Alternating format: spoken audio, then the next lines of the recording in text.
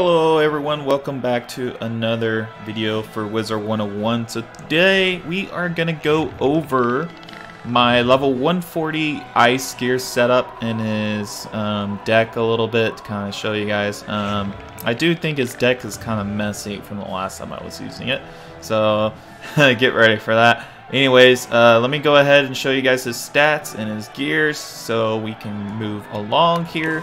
So for Hunter Ironcloud, he's my level 140 ice character. He has 9.6k health.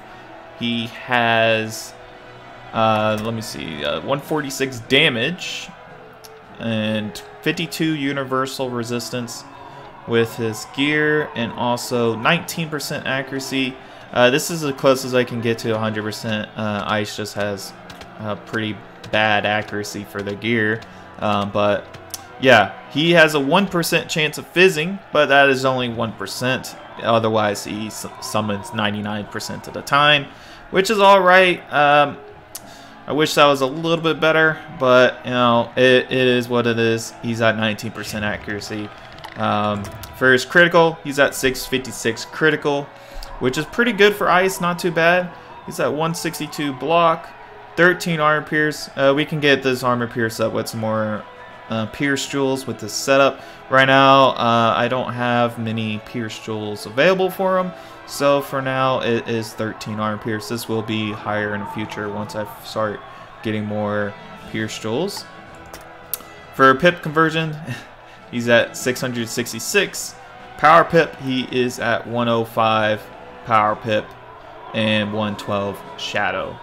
So that is his stats: 146 damage, 52 universal. I'm very happy about his resistance and damage for my ice wizard. For his gear, we're using the Dragoon's Icy Helm for the Dragoon set. We're using the Frosty Light Brigade armor, the Tennyson robe, level 125 for his robe.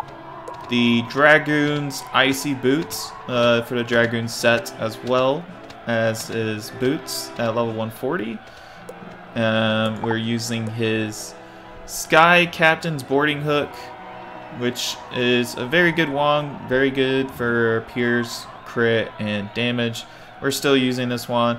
You could probably use the wand from, let me see which pack it's from.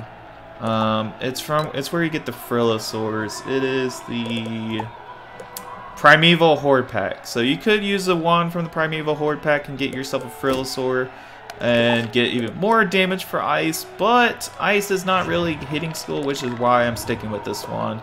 I don't really care to go for the other wand because it's ice. He's most likely not going to be the one hitting most of the time.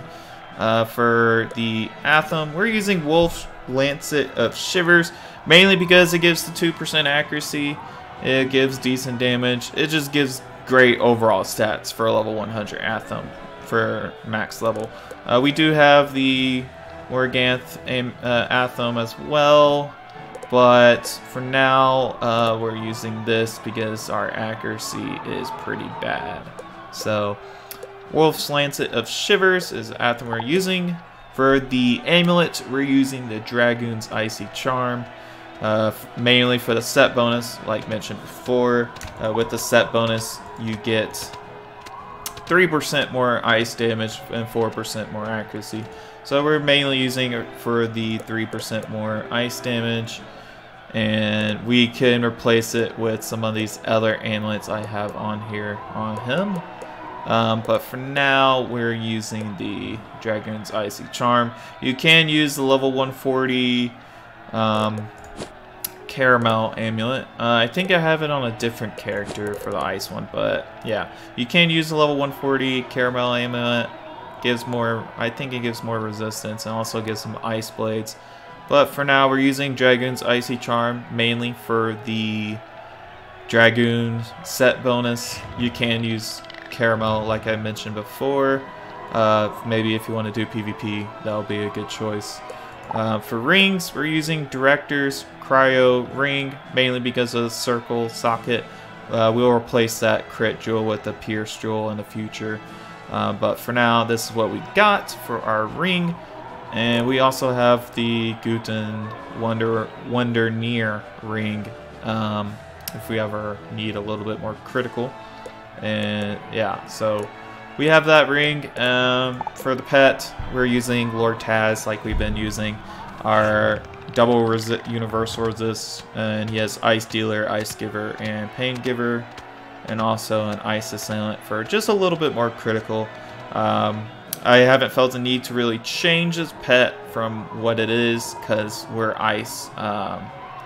We're more of a tanking school, so I'm gonna keep this pet until like any other future changes happens in the game. This pet is still really good for us. For the mount, we're using Battle Normal, as you guys saw at the start of the video, for 2% more damage. I do not have the Ice Sculpture. I've been trying to get it, but with no success at all. So we're stuck with the Battle Normal, probably for good. So we're gonna stick with it. For the deck, we're using Icy Paradox deck, still one of the best decks in the game. There might be some caramel decks that you could possibly switch to, but for this is the best deck in my opinion still for level 140, so we're still using it. And for the deck setup, it's a mess. This was a deck for Satharilith and the Catacombs, so it is just a mess right now. It has a whole bunch of random spells in here. But yeah, this is his deck setup so far. I mainly use Elemental Blades, TCs for his TCs, and we are using the Mass Ice Traps. I can't talk today. And we cancel out all of his Shadow Strikes because the boss and minions didn't really cast any weakness on us, so we didn't have to use that. I don't really use a Blinding Freeze. You might use this Blinding Freeze for the pet in PvP, but we're not using it for PvE, so that's why that's crossed out. So that's his deck setup, and that is his stats, guys, for my maxed Ice Wizard. I hope you guys enjoyed the video, and we'll be seeing you guys shortly on my other characters. So yeah, that's it for Hunter Ironcloud, and we'll see you guys later. Peace out.